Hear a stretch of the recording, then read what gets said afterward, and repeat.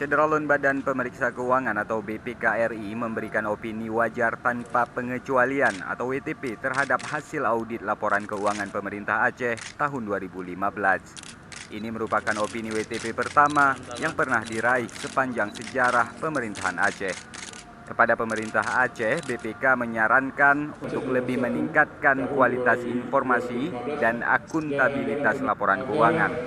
Seluruh SKPA dapat terus berupaya dan memelihara dengan meningkatkan kualitas laporan keuangannya, tidak hanya di dalam hal penyajiannya, namun juga di dalam pengelolaan dan pelaksanaan program.